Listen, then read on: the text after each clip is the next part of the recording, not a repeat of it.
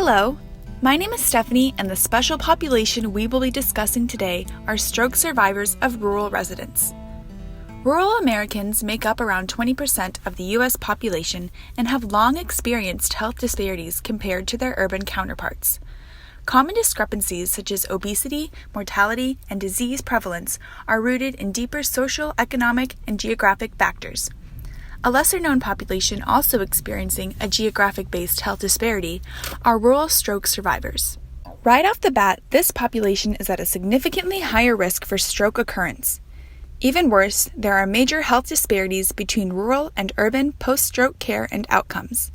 This overlooked discrepancy has led to higher 30-day stroke mortality for rural versus urban residents. But why? Individual predisposing factors, such as geographic location and the need for stroke care, create a significant vulnerability. An enabling factor is the low insurance coverage among rural residences. Altogether, a dire situation is created for rural stroke survivors, of which the causes are not well known. One component to consider is the rural-urban technological disparity. A study done by the American Academy of Neurology found proper stroke care technology is often not used in rural communities from the start. Not only does this geographic disparity exist, but it is increasing. This predisposing factor directly influences quality of care and leads to worse long-term health outcomes among stroke survivors.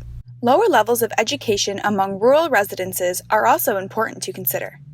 A study of Appalachian Kentucky stroke survivors led with one headline: "A lot of things passed me by." Many survivors are not understanding the information that their caregivers provide. As you can imagine, this leads to improper care and rehabilitation. Strokes being long-term conditions, it is imperative that patients have strong, open communication with their providers. As a result, there is a need for access to improved educational sources and multimodal communication strategies. These include visuals, active listening, and repetition. A major key in bridging this disparity is through properly funded and easily accessible community support systems. There is a significant lack of rehab programs in rural versus urban areas. When provided with access to a home-based, specialized stroke rehab program, rural dwelling stroke survivors make and maintain functional gains comparable to urban counterparts. A care coordination program for community transitions in Kentucky saw 100% reduction in 30-day post-stroke ER visits. By helping survivors navigate things like insurance, medications, access to follow-up care, and transportation, rehab programs can drastically improve post-stroke survival. Similar findings in North Carolina demonstrate the critical importance of peer support groups among stroke survivors. Among new physical challenges, survivors face coping with cognitive deficits, frustration, and post-stroke depression, which contributes to higher mortality. For survivors and caregivers, social interaction provides a sense of community, emotional support, and care education. Yet there are a glaring lack of these groups, and no single location to find them. In North Carolina, there were only a few for the 131,000 rural stroke survivors. As a result, many patients and caregivers are left to cope with the after effects alone. My aunt, who suffered a stroke in 2005, lives in rural Colorado and spends most of her time alone. While she can drive, this is limited to short distances, and there are no support groups anywhere around her. As her family, we worry about both her physical and mental health, and I think expansion of social interaction opportunities would drastically improve her quality of life. A possible solution to rural support groups and further care comes in the form of telehealth. E-visits implemented in Ontario, Canada, improved access to care for stroke survivors by reducing travel time, wait time, and overall cost. Similar programs established by the VA have used home-based telerobotic assistive devices to deliver functional rehabilitation.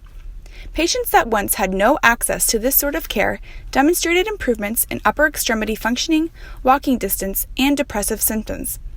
At a time when telehealth technology is rapidly expanding, it is important to remember its capabilities for the rural stroke population. Clearly, there is a major deficit in the health care of stroke survivors of rural residents. Along with the need for enhanced identification and management of vascular risk factors, post-stroke intervention is also critical. Physical, mental, and emotional support need to be addressed and expanded across rural America. We cannot let my aunt and the millions just like her continue to slip through the cracks of the healthcare system. Here are some discussion questions to consider. Number 1. Comprehension of clinical information is critical to rural long-term stroke care. How would you evaluate the level of understanding among rural stroke survivors after visits with providers? Number 2. Can post-stroke care be considered the same across all of rural America? How could you adapt some of these methods for different rural settings? Thank you.